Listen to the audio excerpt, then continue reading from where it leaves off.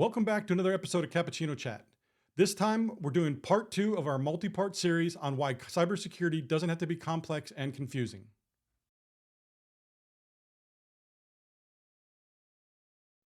Cybersecurity doesn't have to be complex and confusing. You just need to treat your computer the same way you'd treat your dream car. I'm serious. If you want to understand how to manage information technology, just follow the same principles you use to manage your vehicles. The evolution of automobiles and the automobile industry is very similar to the evolution of computers and the information technology industry. Let's start with cars. So you care about security. In the United States, a car is stolen every 41 seconds. That means that 44 cars will be stolen during this presentation. Almost 1 million cars are stolen each year. The worst cities for car theft are Bakersfield, California, and Denver, Colorado.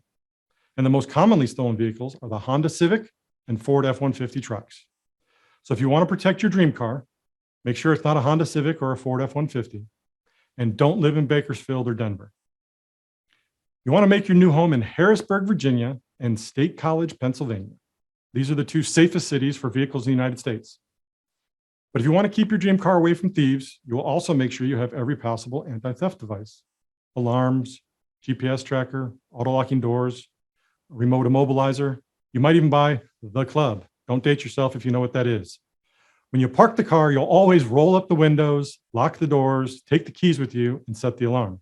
You're going to hide your valuable items inside the car, and at night you'd make sure to park in either a well-lit area, or if you're at home, you're going to park it in the garage and set your home alarm. And you'd never leave your car in a bad neighborhood. You're going to be vigilant and not complacent. You don't want anything to happen to your dream car. And if you're really serious about getting security, you could even get the bulletproof Mercedes from Texas Armoring Corporation.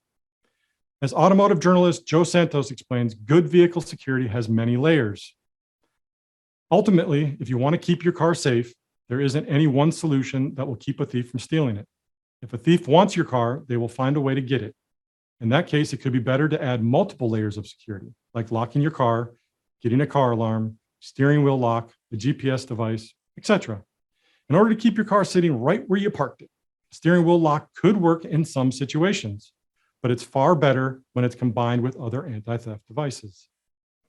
But even with all these safety and security features, you know that it's still possible that you might be in an accident.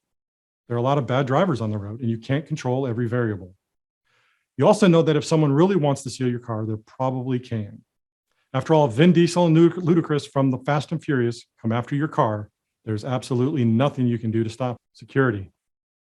You want your technology to be secure. You don't want to get hacked. You don't want to pay a ransom to regain access to your company's data. You don't want malware or viruses. You don't want your website to disappear.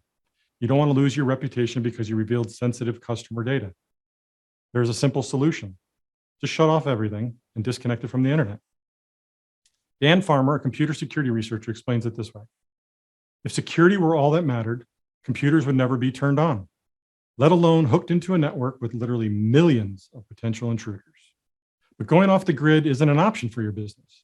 You need a safe and reliable system that you can operate securely. So you hire a competent and trustworthy managed service provider who also has experience and expertise in cybersecurity. Now, there's an interesting connection between car theft and cyber attacks. I shared earlier that a car is stolen every 41 seconds.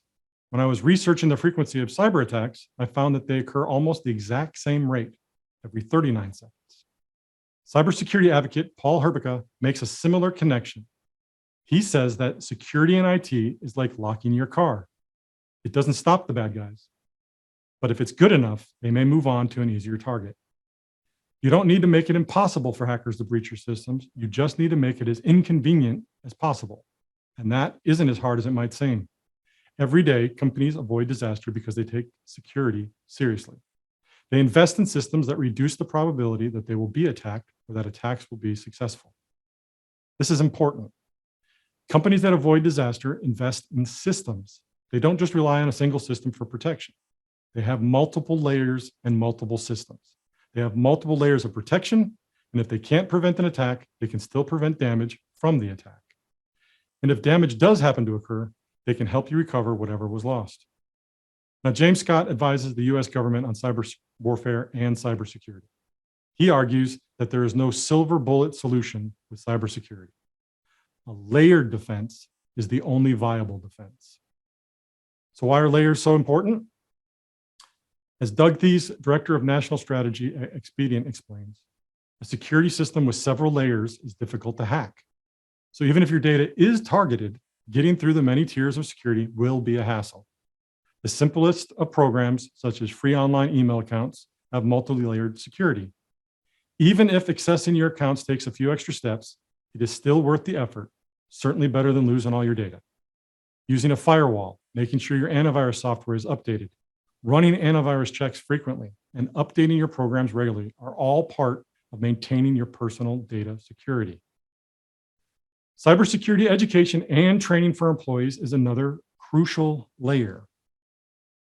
Here, we get calls every week from clients asking us to look into suspicious emails for them. Unfortunately, sometimes it happens after they already clicked on a link or opened an attachment. After all, who wouldn't open a resume from a potential new hire? But simply opening that resume can be all that is needed for an attacker to take over your email account and then spread to all of your clients using your good name to do so. These email attacks are known as phishing attacks. You just need to treat your computer like you treat your dream car. Focus on safety and reliability and invest in security.